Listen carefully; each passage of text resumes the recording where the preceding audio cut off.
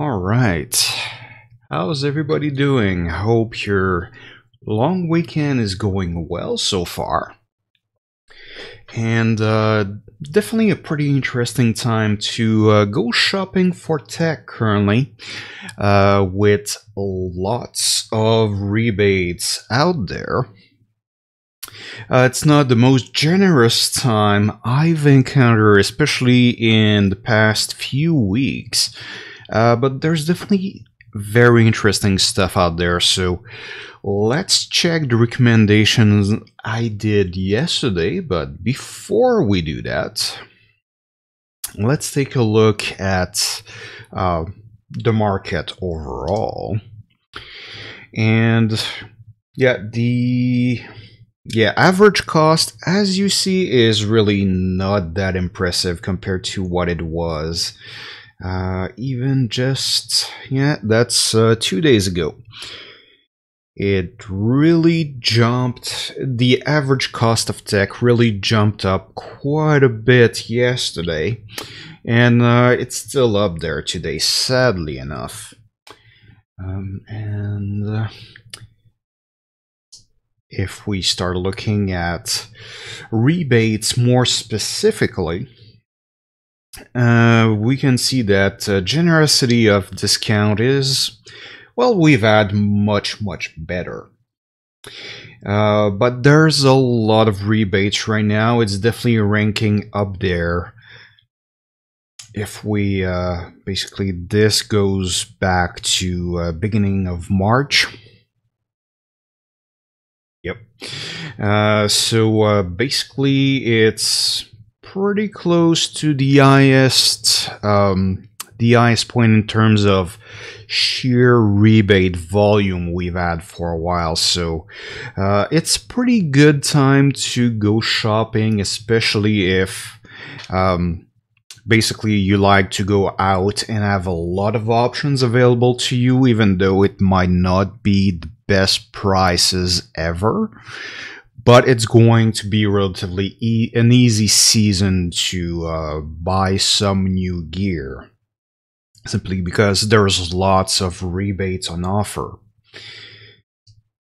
So if we look at accessories, yesterday I recommended this external DVD drive. It's very common nowadays to not have an optical drive at all on especially laptops and stuff like that. Even towers, I'm seeing more and more towers not even have a 5.25-inch bay to accommodate a DVD drive. Even sometimes they even have the bay, they just don't have the cover that pops out at the front. So yeah, physical media being a little bit, well, it's on the way out. Sorry to break it to you if you love physical media. It's losing popularity right now, even though there's lots of advantages of sticking to physical media. Right now it's not in vogue, and yeah, as a result they're less and less common. But if you do have a sizable collection of DVDs and CDs and you're not ready to do without it yet, well, it's easy enough to just plug one of those to your latest notebook and still be able to access your drive maybe one last time, just to rip the movies or music that's on there, so that you can carry it around more easily. And yeah, the advantage of that is that you don't have to carry what is, by today's standard, a pretty bulky piece of equipment everywhere you carry your laptop with you. The motor that goes into those things also can be a little bit power consuming. So by not having it being a part of the laptop itself, you do gain better better lifetime on your batteries. Same thing with and basically it's lighter, thinner, and a whole you benefit from not having a DVD drive in your laptop in lots of ways. But it's easy enough to just have an external one like this, and odds are you won't even need to carry that with you, even if you, let's say, like to listen to DVDs like that, considering how easy it is to rip a DVD, for instance, and just carry it with you wherever you go. So yeah, you can save a little bit of volume and weight that way. So $30 for a Dell external CD and DVD reader is a pretty good deal, and that way you don't have to buy one of the no-name units like the one I'm personally using. And yeah, it's a little bit more reassuring that way, and for $30 it's a great deal for sure. So moving on, the Microsoft's Cult Comfort Desktop Combo is also the pretty good price right now, especially over at Amazon.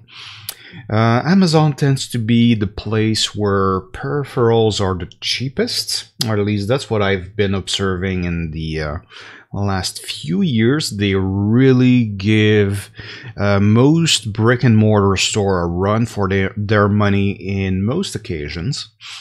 So yeah, now I do buy most of my peripherals from there. Every once in a while you get an exception, like the USB drive I mentioned earlier is cheaper over at Best Buy. But this one is true to the general trend of having peripherals cheaper online. And this is one of the Microsoft Comfort line, so ergonomic layouts with the split spacebar, pretty good mouse on this set as well. So if you just spend a lot of time typing in the computer and all that stuff, especially if you have very little breaks in the process, or even if you just start noticing that you have stiffness in your hands, arms, maybe pain in your back and shoulders, that definitely can help you quite a bit with that.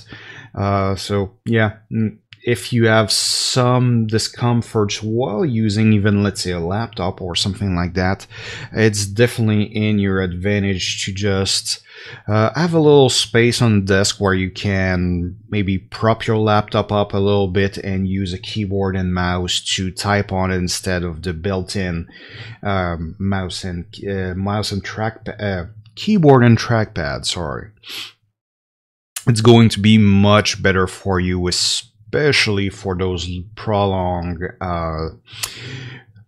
sessions. And if what you need is more of the in the increased performance category, I did recommend this Saber RGB mouse yesterday from Corsair, but I see that the pricing that made it so attractive yesterday is gone now. So sadly that ship has sailed, but there's a lot of other mouses for you to go up there. And the thing with gaming mouses, even if you're not looking for something to play with necessarily or anything like that, is that those things have very good sensor compared to the run-of-the-mill mouses that we usually get with computers. So if you need something faster, more precise, want fewer misclicks or anything like that, and in most cases a more ergonomic mouse to use as well, a gaming model is actually a pretty good option to explore, because yeah, those things are more adjustable, they're better built, sturdier, and they can be a great investment even for just productivity work.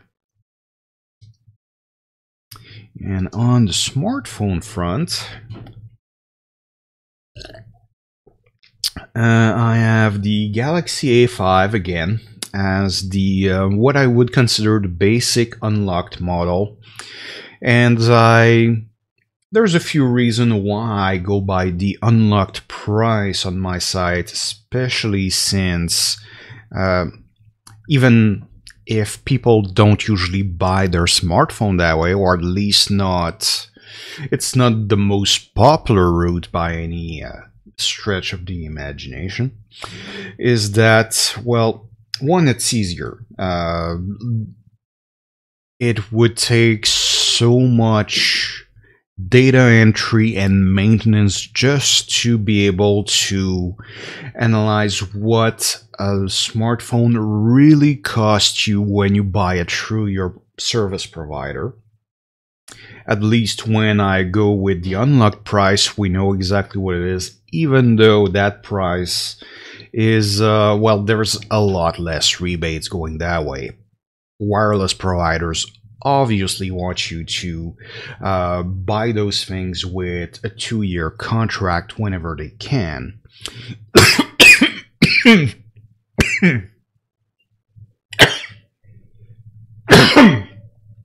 Sorry about that.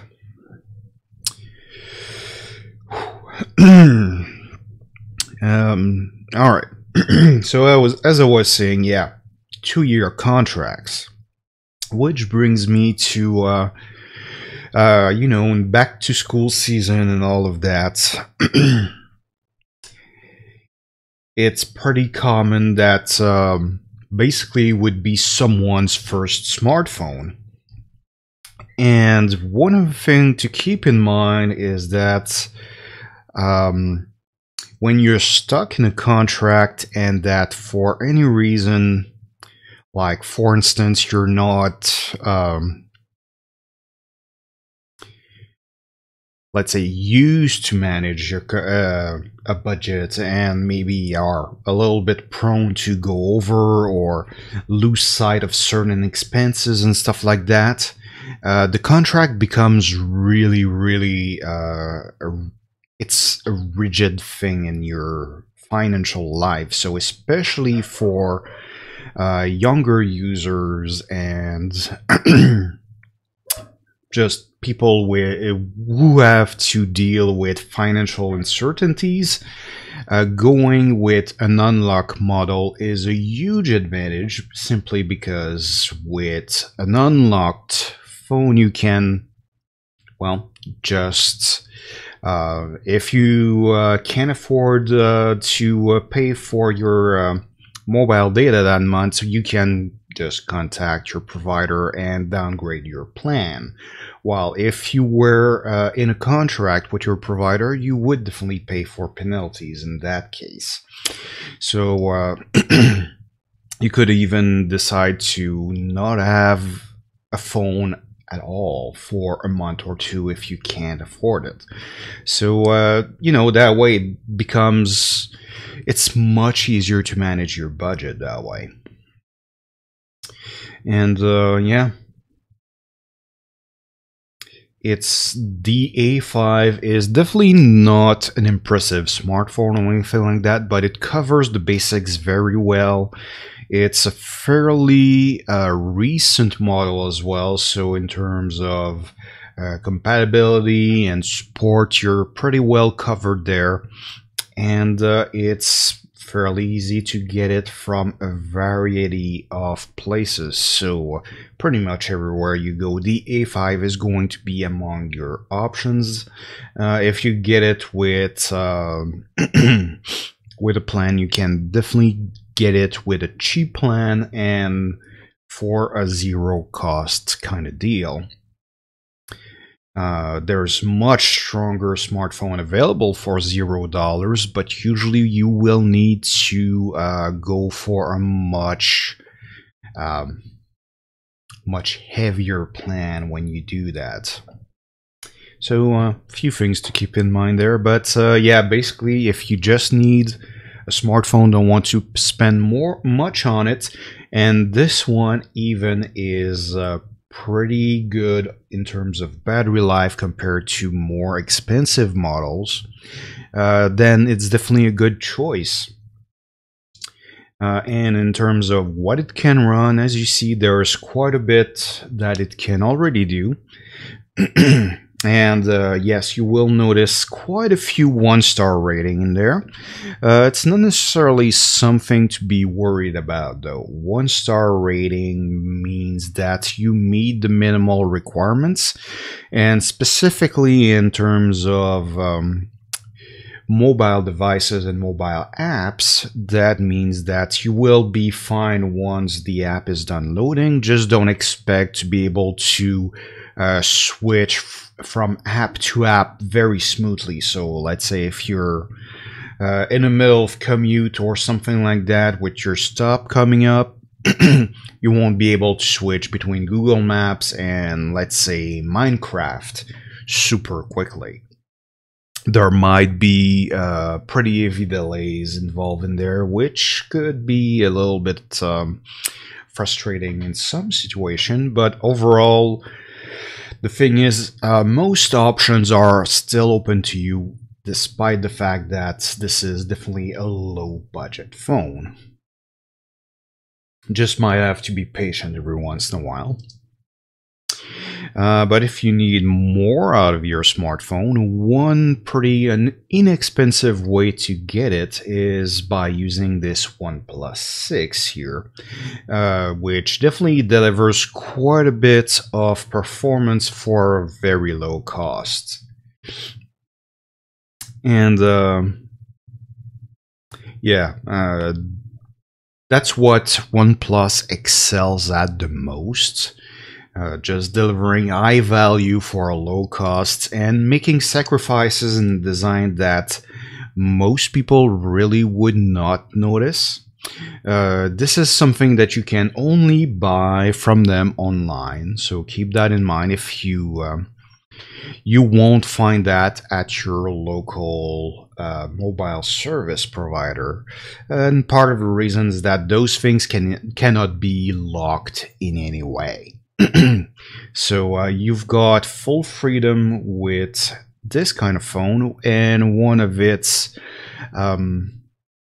uncommon characteristic in this day and age is that this phone comes with a dual SIM tray.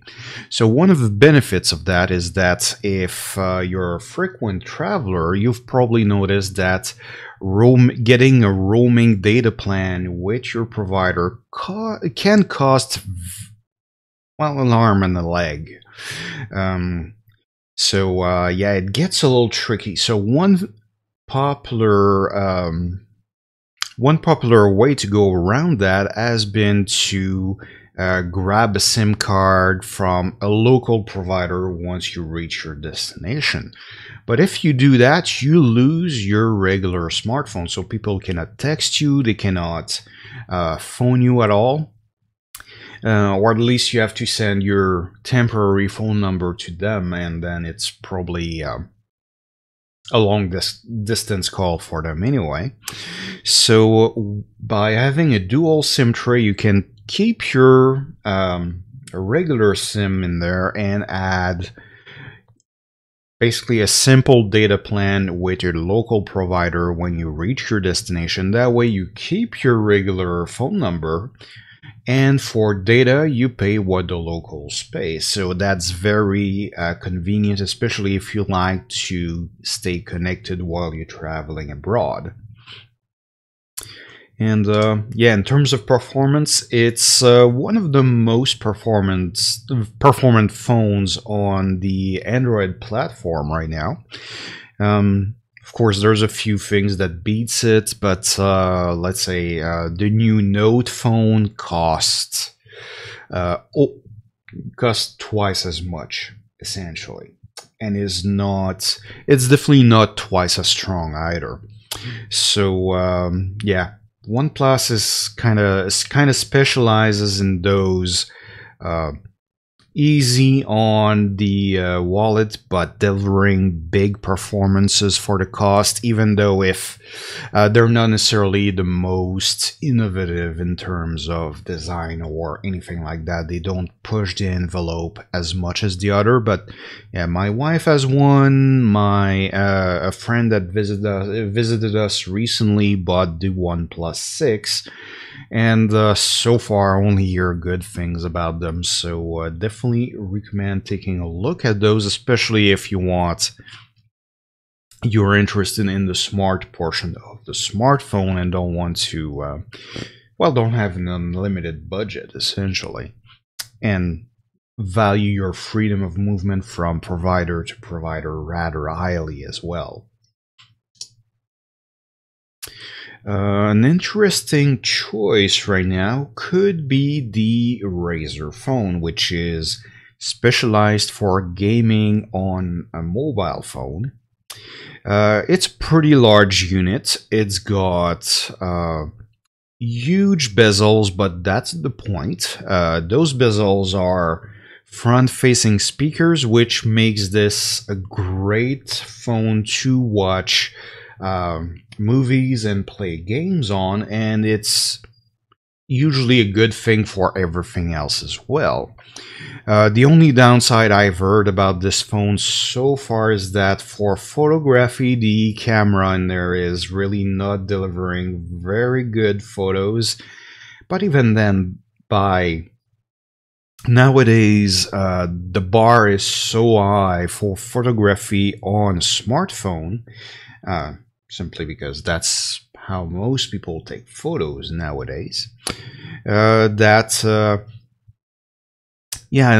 don't think it's what I would call a terrible choice for photos. You will be able to take your occasional photos, and there's just not going to be the best. Might handle low light situation poorly, might overblow lighting in some situation, and a few things like that, but it's probably not going to be super terrible.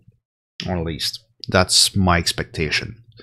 Most people that deliver criticism on photography on smartphone nowadays are such advanced photographers. They notice things that most of us wouldn't really complain about all that much, so I tend to take that with a grain of salt, really.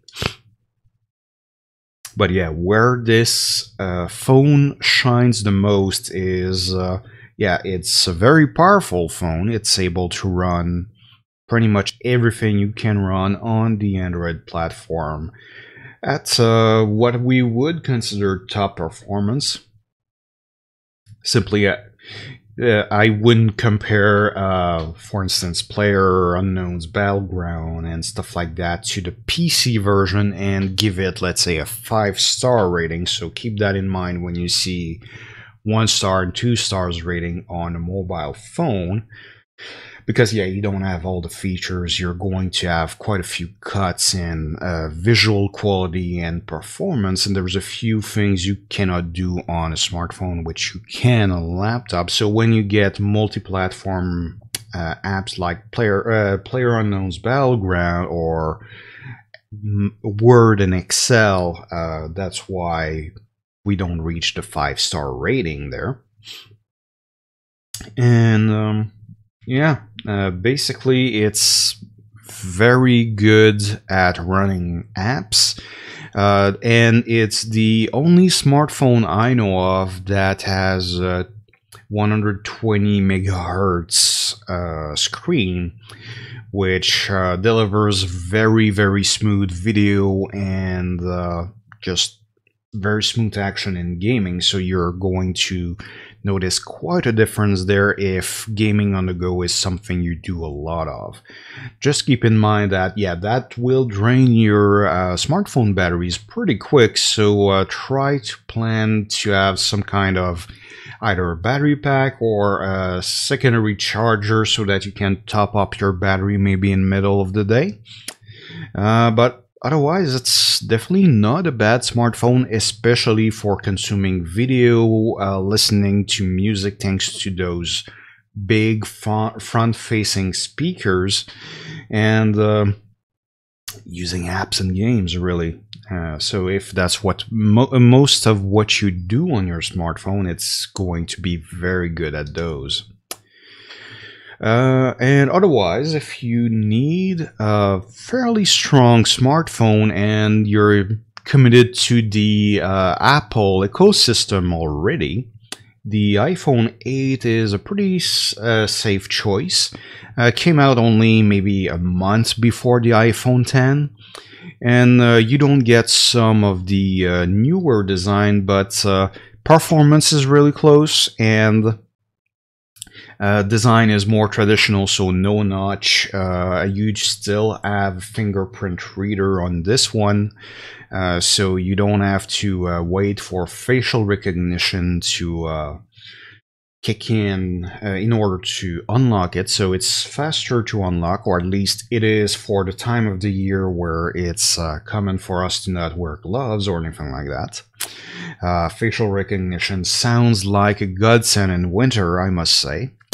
But yeah, it's the traditional iPhone, and essentially, if you already bought apps on the iOS store and stuff like that, don't want to start getting everything back on the Android side, or somehow used to the Apple ecosystem, this is where I would put my money in your situation.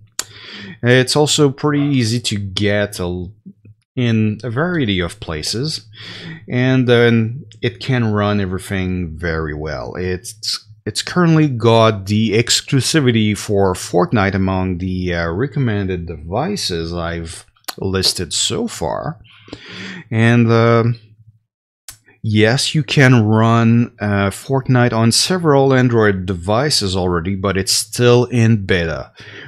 While on iOS, you can just go to the App Store, get it there, and it will run. While if you were on Android and wanted to play Fortnite on your smartphone, for the time being, you have to sign into their beta program and wait to be approved, and there's no guarantee you will be approved. So right now, I consider Fortnite an iOS exclusive on mobile. And yeah, being very recent phone, we get a 2-star rating, which is exceeds minimal requirements. And yeah, as I said earlier, since Fortnite is a multi-platform product and is not available, is not full featured on mobile, 2 stars pretty much the maximum I would expect out of a phone.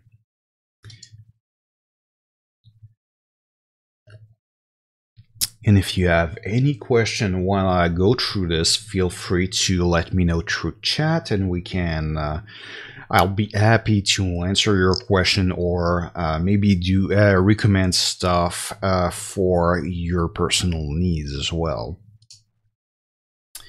And yeah, moving forward for tablets, the Galaxy Tab A7 is something to consider as a worthwhile media player, especially if you're trying to get more time out of your smartphone, and just look for secondary devices to basically drain the battery of instead of your smartphone. Being a 7-inch tablet, it's relatively easy to carry around, and at $130, it's not a huge investment either. So I see that as almost a secondary battery bank with a large screen and stuff like that. So if you notice that your smartphone usually runs out of battery too fast for your taste or anything like that, and that you do a lot of reading, watching videos, listening to music, and playing games on your smartphone, you could relieve that smartphone with a cheap tablet like the Galaxy Tab fairly easily. And yeah, $130, got access to the official App Store, unlike the Fire HD tablets, which are available for from Amazon. Although not anymore, they ran out of stock a month ago or so, and we're still waiting for Fire HDs to come back. So, it's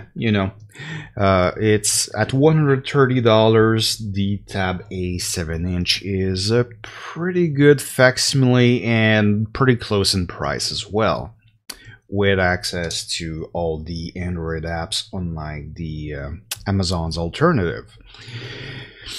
And yeah, it's capable of running most games out there on a larger screen, although yeah, it's not a fast or powerful tablet. But as I said earlier, on mobile platform, when we look at low performance, it doesn't usually mean that it's going to have trouble running the app itself.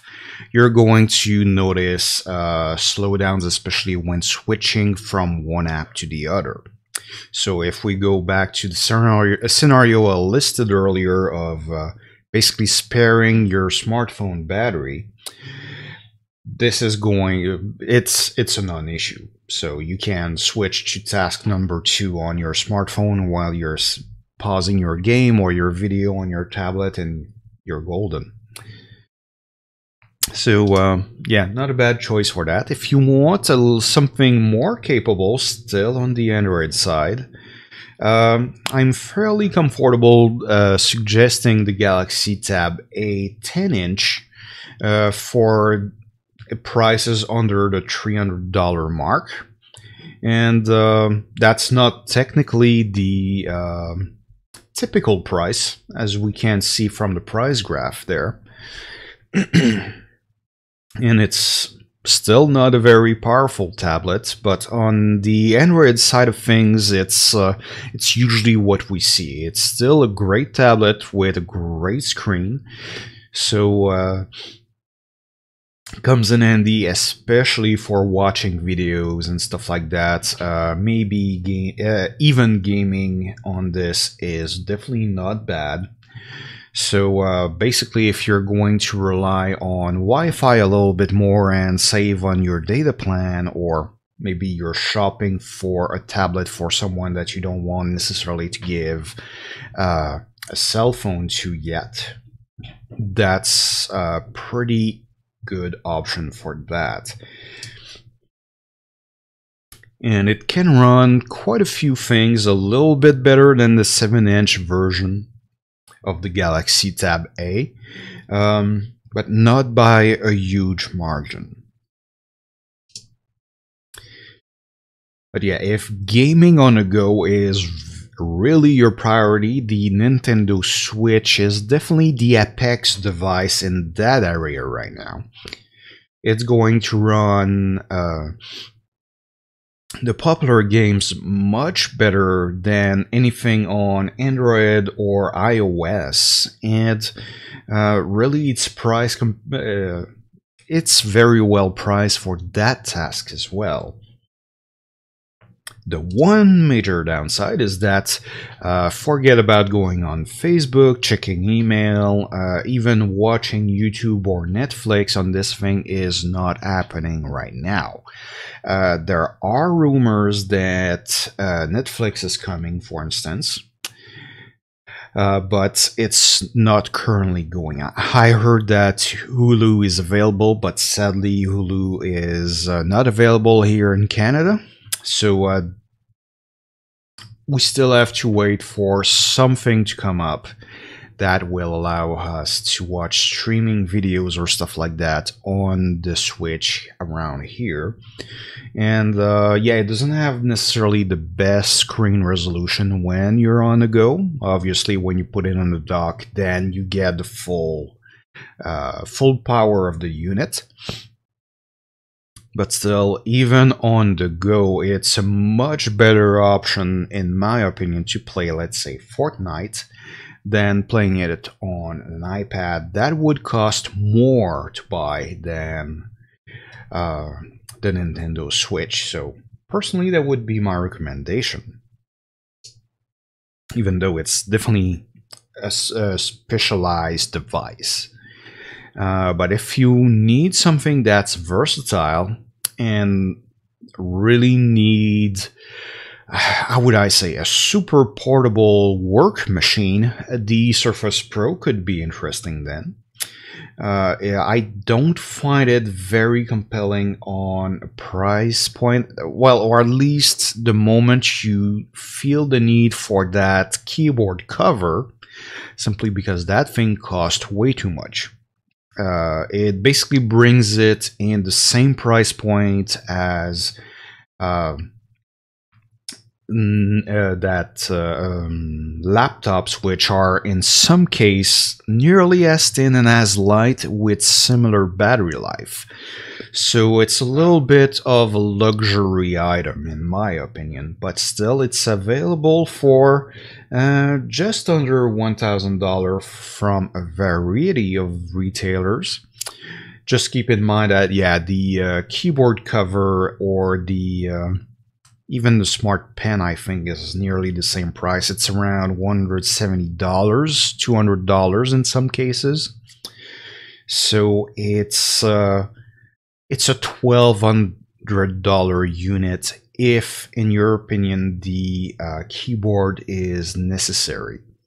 If for you you're going to use it as a tablet almost all the time and maybe just can hook up a USB keyboard to it, or not even a portable model every once in a while, then might be then it's a much better investment for those situations, in my opinion. But yeah, it can run quite a few things, including Fortnite and World of Warcraft. So World of Warcraft is definitely something you won't find on any other devices in this list. So definitely worth a look there. The only thing with games, for instance, and stuff like that, is that you're quite likely to experience throttling on a device this thin. Basically, the more compact the device is, the faster it overloads, which means that even though your computer is able to deliver a smooth experience right off the bat, it might overheat and force itself to slow down in order to not cook itself. So that's one thing to maybe keep in mind if you're. It's a good pick if maybe you're going to start Fortnite once or twice a month on it because you end up being in a weird spot and have time to kill. But if that's going to be the bulk of what you're doing on your smart device, then yeah, it's not going to sustain great performance in demanding application. But at least gives you the option of opening them, maybe showing a video you've done in Premiere or something like that, and close it. But if you're going to spend a lot of time editing videos and stuff like that, it's probably going to have some issues running that.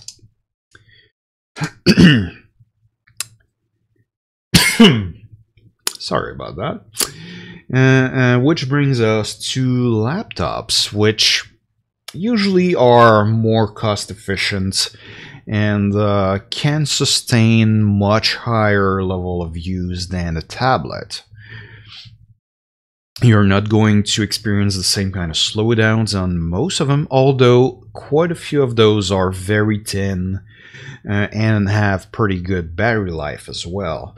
But as usual, the cheaper laptops are the jack of all trades. They have pretty good performance, but they don't have very long battery life or anything like that. So they're great for, let's say you don't have a space to dedicate to a computer at home, or if you need to carry a computer around for work or school, but you can either rely on a power outlet being there, or, you know, just don't need to invest that much. Maybe you don't have to carry a laptop every day. So it's a pretty versatile unit that way. This HP 15-inch laptop, for instance, is It's got a fairly large screen by today's standards, fairly common to have ultra portables with 13-inch displays instead of 15. And it's not the lightest or anything like that. One of the things that explain how affordable this thing is currently is that it's got a relatively low resolution display. And that means that if you tend to work on multiple documents at once, or just need a lot of room, either because you use programs with very intricate UIs, like for instance audio software tends to have a lot of stuff on the screen going on at once, then it might be a little cramped for that. If you tend to do more than one thing at once, like for instance having a chat window open while you're working in Word, might be a little cramped. But if all you do is, well, if you usually only do one thing at once, or maybe just working on Word and stuff like that, not so much Excel, because usually you benefit from having more workspace. But yeah, it's going to cover that very well. So if you're just looking for something to do simple, typical work, go online and maybe watch a few videos and stuff like that, but nothing too too involved, then it's a pretty good option for that.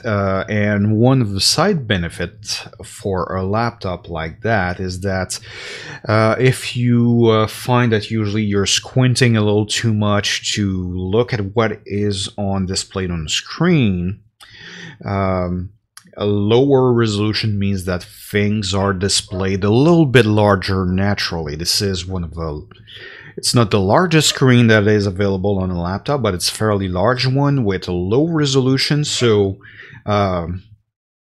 it's not quite what I would call a large print laptop, but fairly close.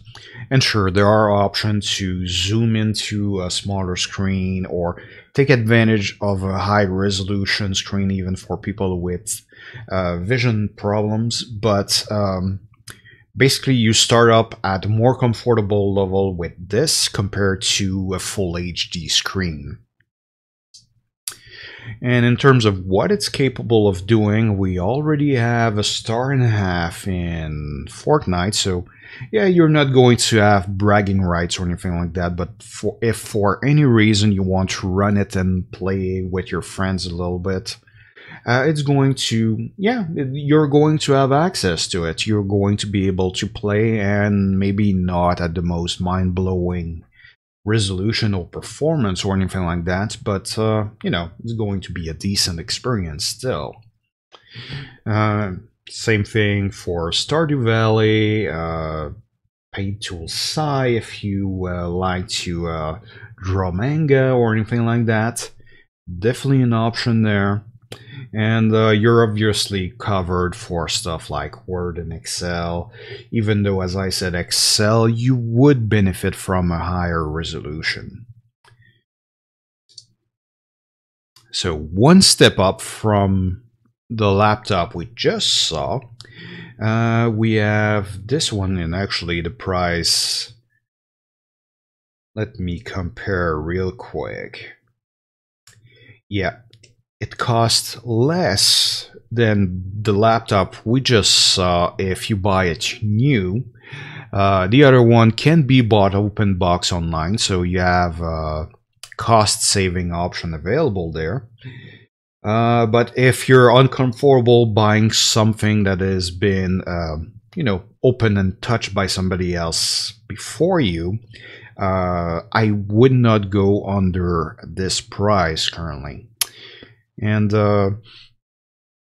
it's a pretty decent laptop, especially at that price. You have a quick hard drive in there, and a full HD screen. So if you need to have multiple documents open at once, as I was describing earlier, this is going to be a better option for that. It's also, well, from I see there, for a 15-inch laptop, it's not too heavy, not too hard to carry either. And having a solid state drive in there instead of a larger hard drive, sure, that means that you cannot carry as many files than you would with mechanical hard drive, but you have fewer chances of damaging it, and it's going to run more silent. It's going to also it's going to power up open programs and open files much faster too, so it's a more responsive device. If you don't like to, put a laptop down and wait a minute for it to, boot up and be available to do stuff on, this is definitely a better choice. And yeah, looking at how it fares compared to other laptops, and overall it's going very well there. So for a $650 investment, it's a pretty solid value.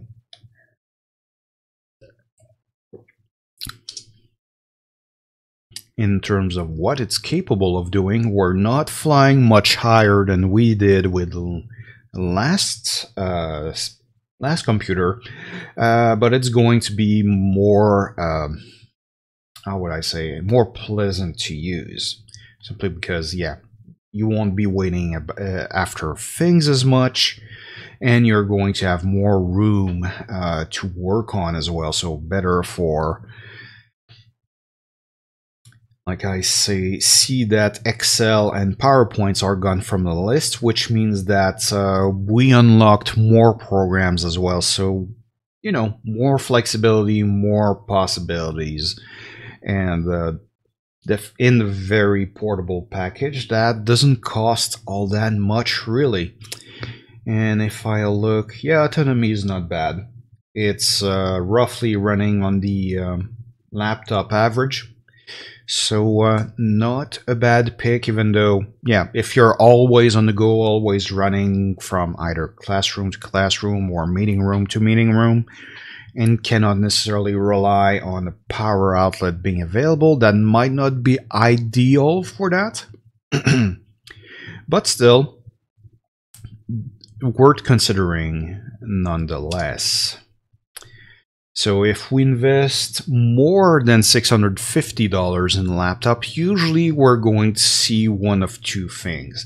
We're either going to have a more powerful laptop like what we have here, or we're going to have a smaller but very mobile, easy to carry with long battery endurance kind of model. So we're going to see one of those things. So when you invest more in a laptop, you're either gaining in power and ability to do difficult tasks, or you're seeing better portability. And we're definitely seeing more power in this case. It's currently at its most interesting price from Best Buy online. And otherwise, you can get it from Amazon and a few things like that. So, hi, Key Charles. Hope your day is going well. So you're looking for a laptop for game development, music, graphics, programming, and a few of the latest games. And you need a 17-inch monitor. I don't currently have a 17-inch computer on my list. Those things don't... Well, I used to work at the university, and I've seen enough 20-something years old with back problems because they were carrying around 17-inch laptops on a daily basis that usually I see 17-inch monitors more as a temporary workstation. And I don't have any on the list right now, but let's see what we can find. So that's the last one I saw. So if I go on the site currently, and if I go look for laptops, and you want to run games, so gaming is going to be the most demanding task you're going to do. Game development is roughly the same, and I already have a few 17-inch options right here. But I'm going to ask specifically for a large laptop. So your options are somewhere in this neighborhood here.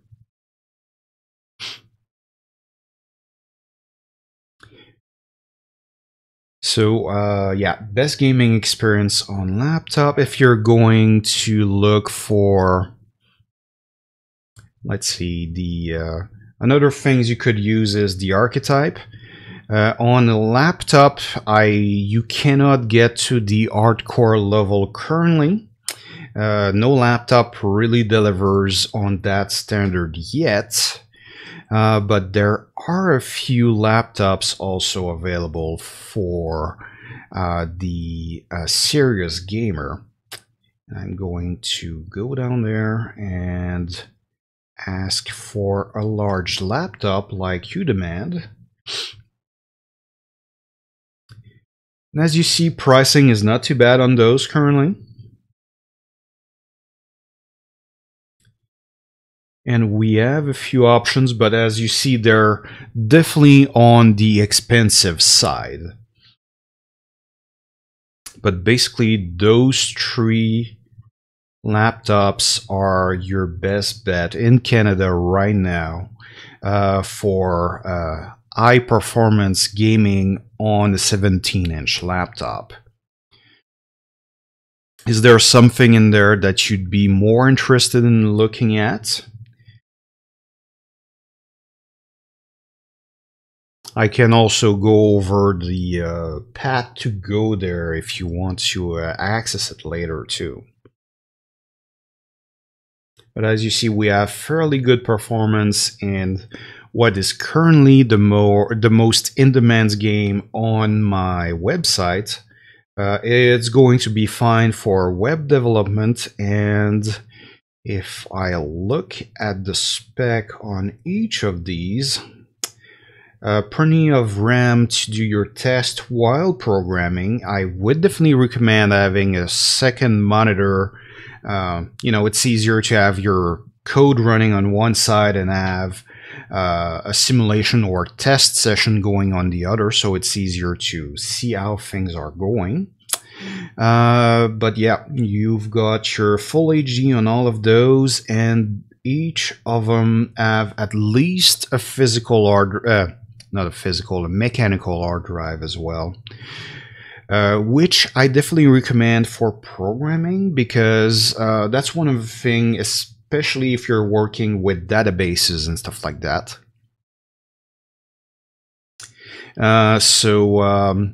When you work with database on solid state drive, you will tend to, well, on any hard drive really, database work tends to burn through those very quick.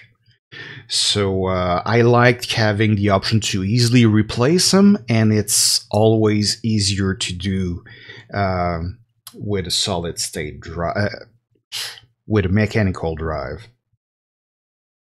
So by having two in there, that's the ideal, obviously. If your budget is between 1,000 and 1,500, let's see what we can find.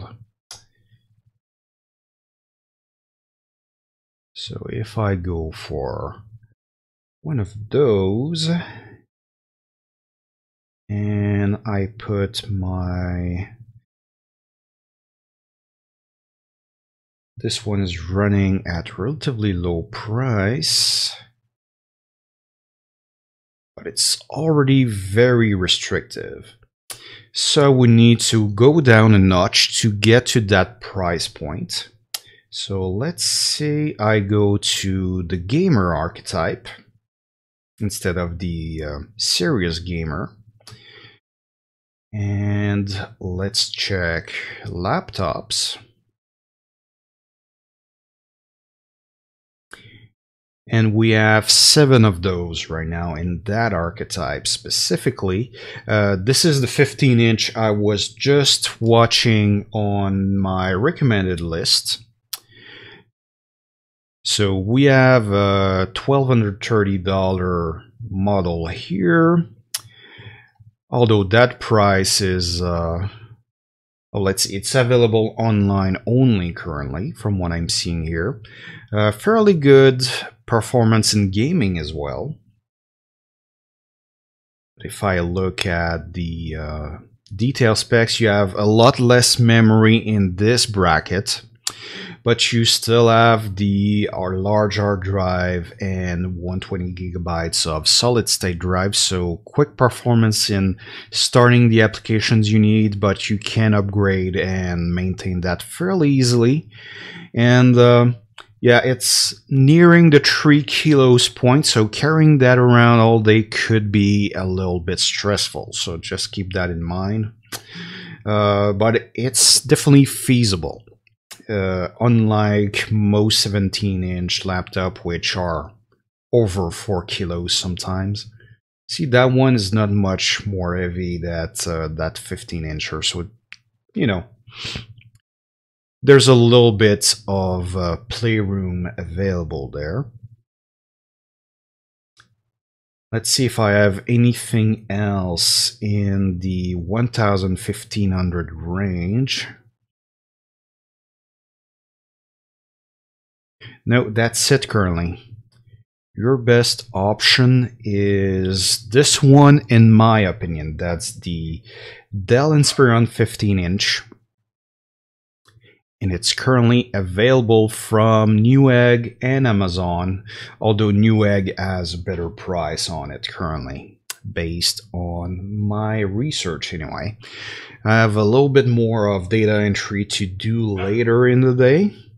But yeah, gaming laptop it's a little trickier to shop for, and one of the big thing with gaming is that the piece of your computer that is going to age fastest is your graphics card. That's usually the one that become obsolete the fastest.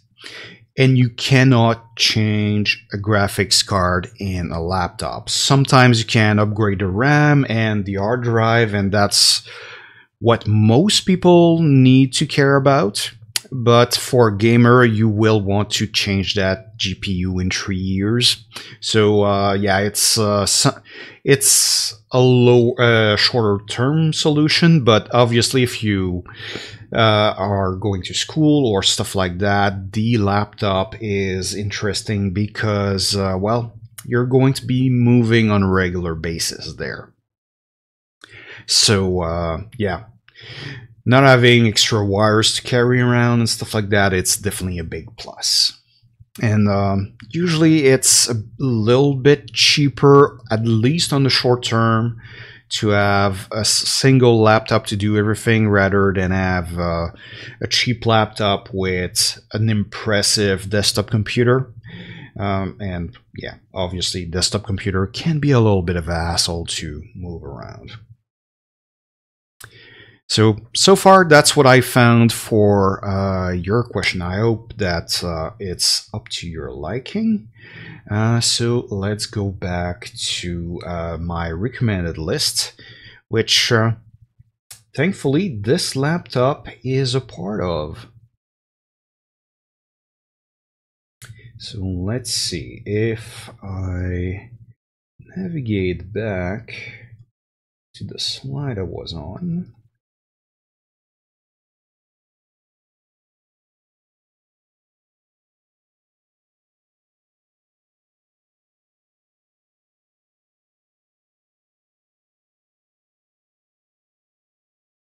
Right. So, same laptop we were talking of yesterday, well, not even a minute ago. So fairly good specs. 8 gigs of RAM is enough for most people and for most games right now. It's not ideal for, let's say, programming or multitasking. 16 gigs would be better. You're welcome, K. Charles. I hope you have a great shopping weekend. And if I can answer any more questions, let me know. So yeah, pretty well-balanced laptop overall. Good with games and fairly cost-efficient too. And definitely, yeah, serious gamer, so it delivers pretty good performance right off the bat. So we get the 3-star, which is recommended specs for Fortnite. World of Warcraft, they definitely cranked up the requirements on this recently. So we get 2.5 stars, so definitely not bad. But yeah, very good for audio recording. You get a 1-star in AutoCAD, so at least you know it's an option. And later, if you find out that you need something to tackle AutoCAD more specifically, then you can start investing a little bit more. This computer also, I'm pretty sure, allows you to upgrade the RAM in it. So it'd be fairly easy to make it a more efficient creation computer in the future as well. And yeah, increasing the RAM usually costs between, if you don't do it right away, can cost you 100, maybe 200 at most, especially if you're savvy enough to do it yourself. Otherwise, it's easy to find a tech somewhere to do it for you. But yeah, you have several doors open to you and quite a few games and apps which are not necessarily easy to do, like ZBrush, for instance. You already get a 2-star rating on that. I don't think I see Maya in the list. So 3D modeling, it might be a little low end for that purpose. Let's see, do I have Blender? I'm sure you can run Blender on this. It's just not popular enough to be on the list currently. So yeah, lots of options available on that device. And yeah, it sells. Yeah, you can get it from Newegg for under 1,300. So not too bad. A little bit higher up on the list, we've got, well, it's lower performance for gaming, but higher performance for creativity task and so forth, is this Inspiron 15-inch, available. Let's see, we've got it open box online only from Best Buy. Otherwise, we can get it from Amazon for yeah, just a little 1,600, still a 15-inch laptop. A little lighter than the laptop we just looked at. And overall, what we get here, we've got a stronger processor, which means it's going to do to crunch hard tasks more efficiently. It's got more RAM to do its work as well, so it's going to be able to handle more stuff at once a lot easier. What we sacrifice in return is that it's got a less powerful video card in it, so you get a little bit of a downgrade visually. And yeah, the 1050 card from Nvidia is, yeah, it's going to help with games, but a lot of AAA games getting released these days are definitely going to need to run on lower fidelity in order to get decent frame rates on a 1050. You would try to get a 1060 like my previous pick if gaming is your top priority. But otherwise, we get fairly similar specs. as I said, a little lighter, a little easier to carry around, especially if you're going to lug this thing around every single day. And we've had better price in recent history. I think it's going out of stock in several places right now.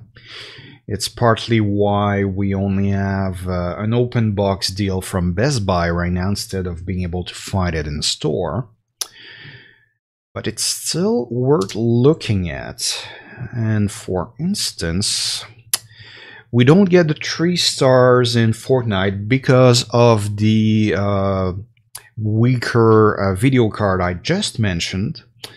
But we should do better at creative tasks. So we have 1 star in Maya. We had absolutely none before. So if you want to do videos and 3D modeling and that sort of stuff, that might be a better candidate. And I think that one would be in your price point as well, okay, Charles.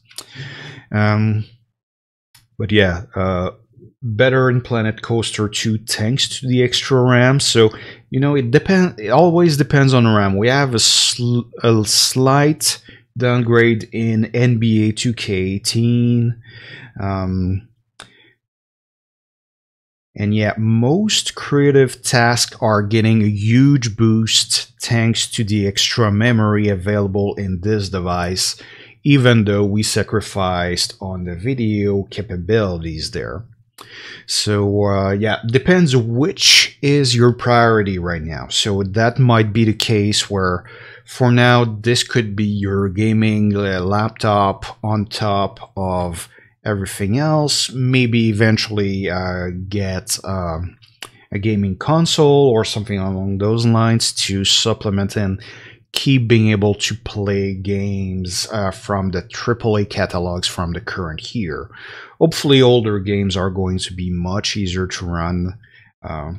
Definitely you won't have any issue playing, let's say, Skyrim on this, unless you're playing a very, very demanding mod on top of it.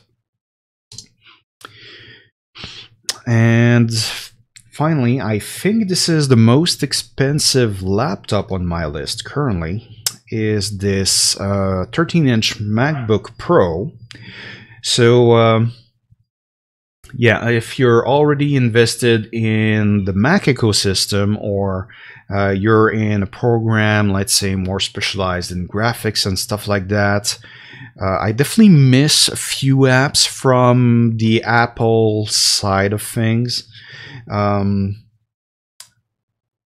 kind of fell off with their hardware design philosophy, however, since upgrading those things at this point is nearly impossible. So keep that in mind. But if you need to run Mac apps and need to do it on the go, it's a solid choice for road warriors, people who have to work away from their desk anyway. And it's got pretty good battery life, with coupled with very good performance as well, especially for a computer that size. So for productivity and stuff like that, it's also definitely worth a look at. You will be able to work through Word and Excel documents as well. From what I remember, the Mac version of Office, well, first of all, you don't have access to, well, Access, Project Manager. You also lose access to Publisher. So if you need any of those 3, not available on Mac, not an option. But yeah, or if you need to run macros and stuff like that, the Mac version of Office did have macro support back in the day as well. So another thing that might not be available to you if you need access to those resources. But there's a Mac version of Fortnite. You can definitely play that. Adobe Premiere, World of Warcraft. You have several popular programs available on the list, even though it's definitely restricted compared to what Windows is able to run.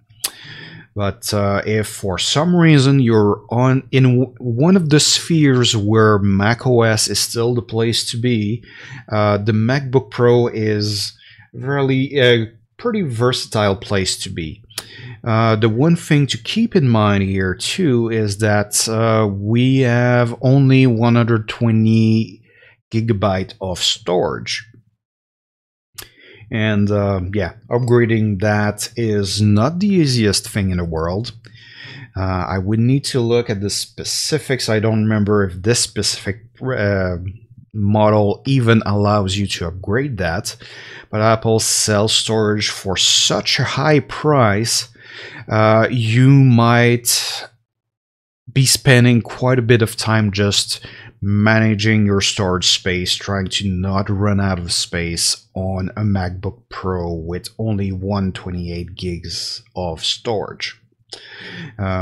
So worth keeping in mind if you're working in graphics and videos and stuff like that, you will want some kind of alternate storage where you can you know, archive the stuff you don't need to carry everywhere with you.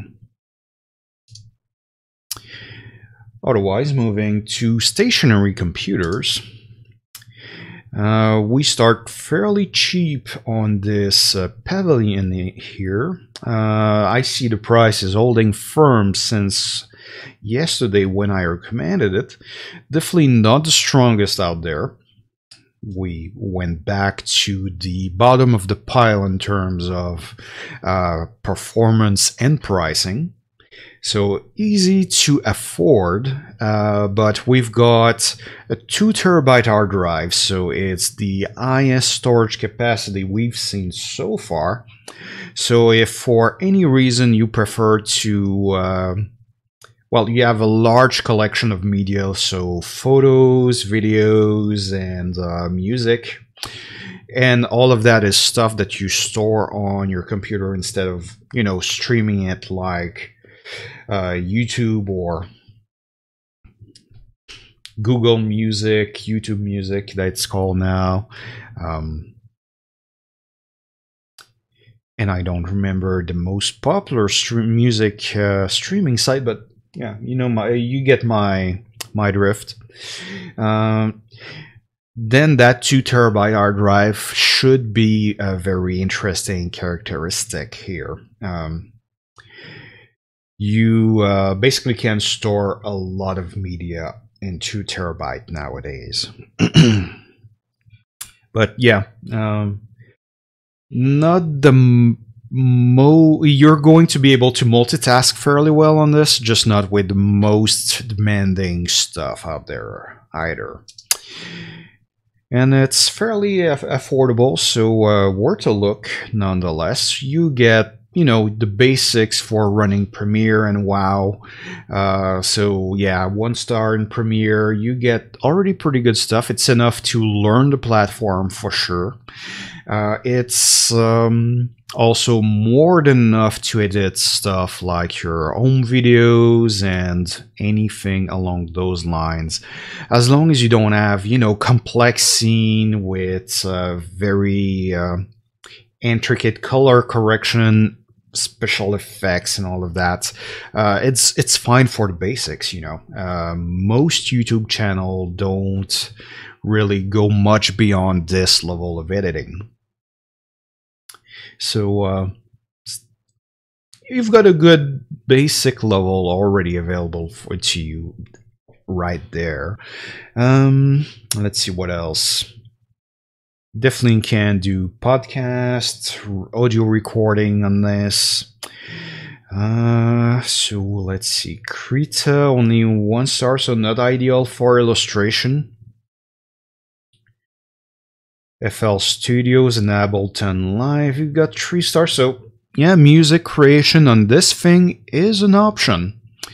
So if for DJs or musically inclined people, it's not necessarily going to be able to do super advanced stuff, but the options are open. So not a bad starting point. Even have 2 stars in Blender, so if you want to start meddling with 3D modeling but do not necessarily want to invest in a professional program to do it, yeah, you have a lot of options unlocked already at the $470 point. So definitely worth a look there. Otherwise, let's see, for 50, if just a little bit more, about $50 more, we have that Pavilion desktop. This one is sold online only by Tiger Direct. And we have a downgrade in storage. We only have 1 terabyte. Which on the plus side means that, yeah, it's going to go through that a little faster. 2 terabytes drive can be a little slow sometimes, but not by too much. And otherwise we get an upgrade in everything else. 12 gigs of RAM is a little bit of a red flag because that means that the RAM doesn't run as fast as it possibly could. Just something to keep in mind.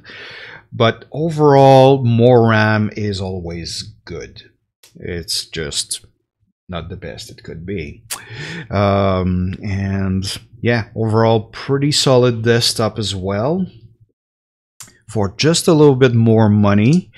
But yeah, keep in mind, this one you will be ordering online instead of getting it at store, so you have to keep in mind it's going to take a little longer to come home.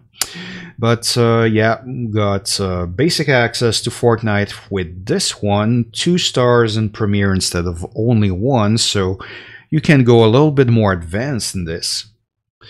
Yeah, we see a few increase in performance in various applications out there.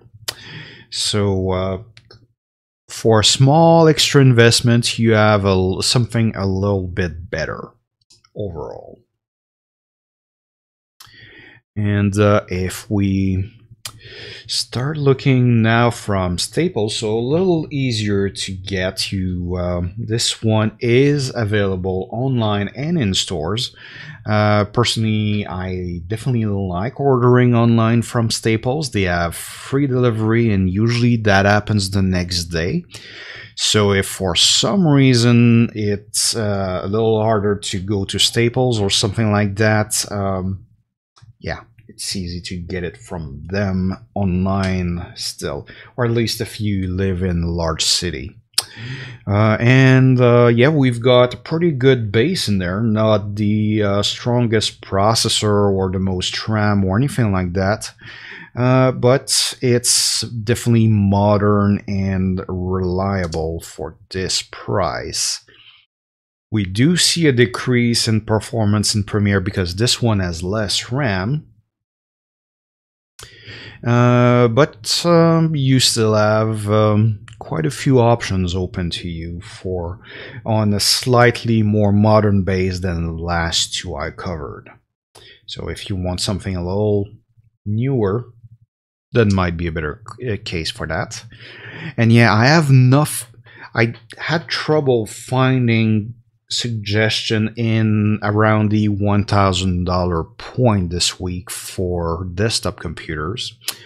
So I got basically we go from low performance in games to all the performance in games all of a sudden. So what I have right here at just under $1,500 is this gaming build from Memory Express.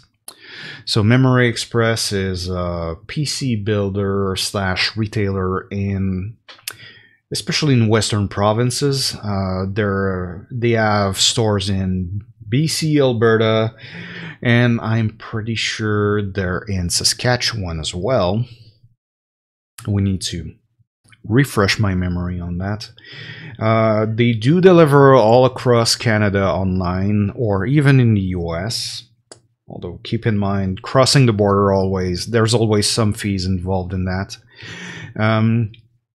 And It's my local computer store. I've been shopping there for a long time. Their service is excellent, and one of the things I like is that they post builds on their website and list every single parts they have in there, and almost like what I see.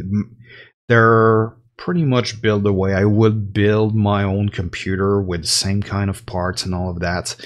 And you get a little bit the best of both worlds. You get the extra hardware testing that goes in a factory built system, but you have more ports, you have a little bit more of a breathing room available on the power supply as well. While, you know, factory built system, they always tend to get the cheapest power supply they can get that will run the features listed in there. So sometimes you will get performance drops, or it's going to be a little harder to upgrade in the future. Not with this thing. And if for some reason you don't want to buy it from Memory Express, maybe there's not one close to your location, or you don't want to buy online, well, the list of parts is there. If you trust someone better close to you, you can just print this out, tell them I want something built with that, and I'm sure they're going to be able to deliver. So yeah, you get a very solid build there, with plenty of RAM, good performance right off the bat, and being built from all standard parts and having plenty of room for whoever's going to work in the computer to work in. It's going to be relatively straightforward to keep that thing up to snuff to run the best games and the most demanding software for years to come.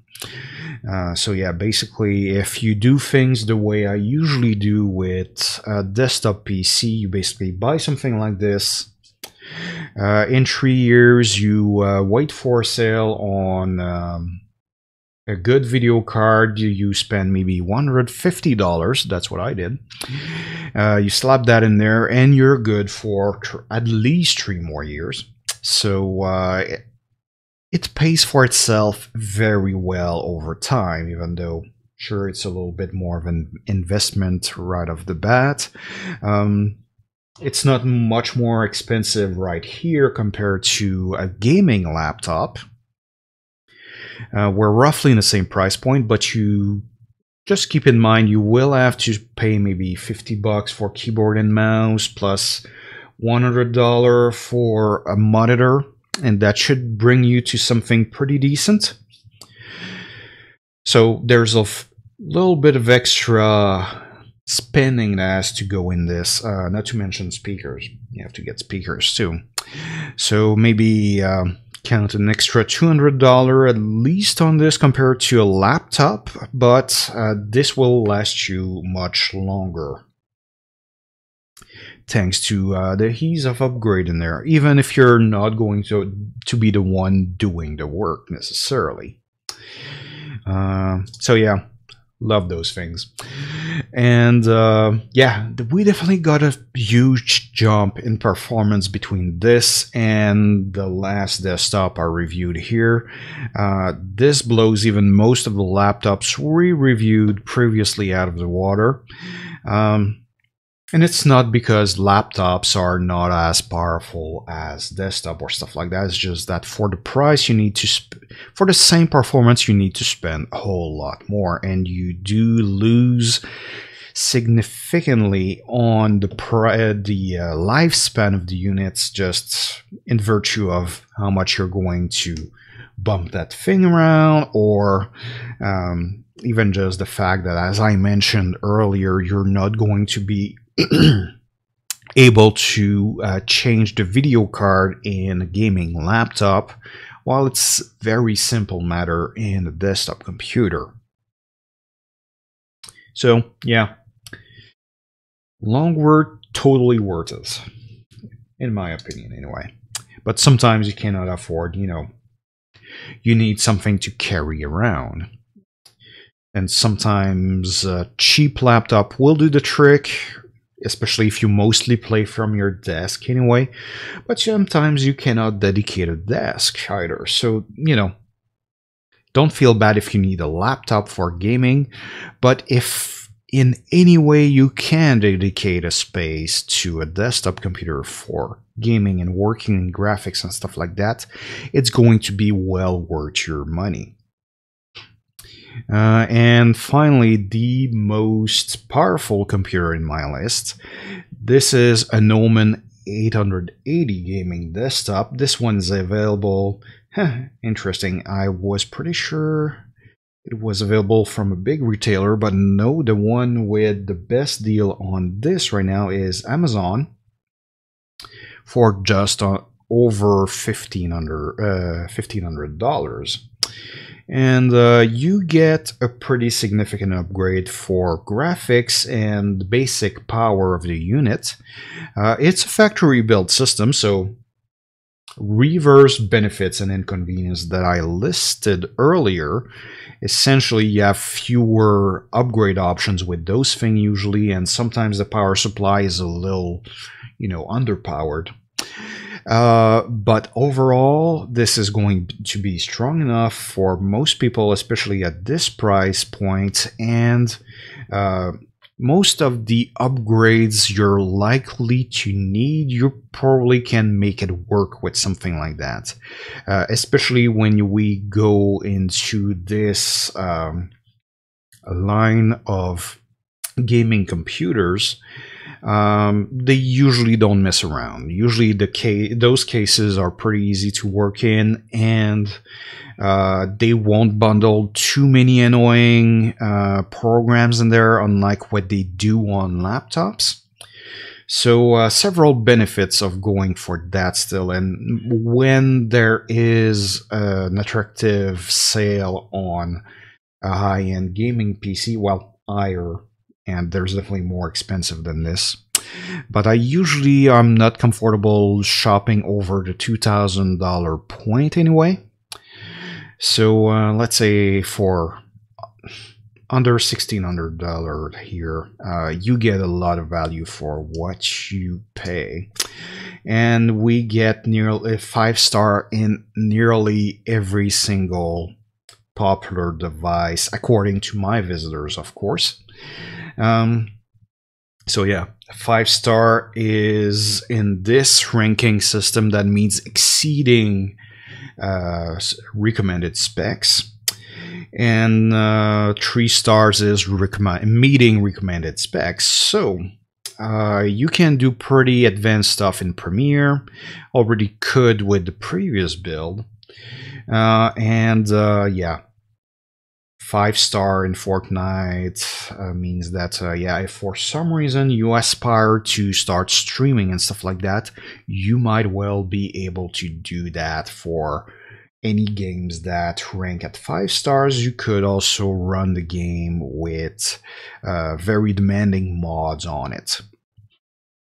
So, yeah, if you've got very high aspiration, this desktop computer delivers a lot for under $1,600. So definitely worth a look there. And that's it for me this week. I hope this has been good, that has answered your question. If you prefer to contact me through social media, the list of my accounts are here.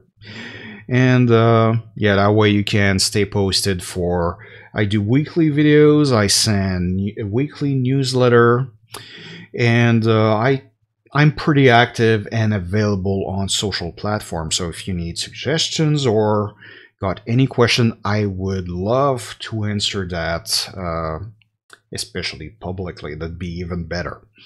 So by all means, if you've got question, you need suggestion or anything like that, those are the spots to get in touch with me and get that answered. You can also gives the benefit of you'll be able to know when I have new stuff coming out. And yeah, that's it for this week. Thank you very much for dropping by, and I'll see you next weekend.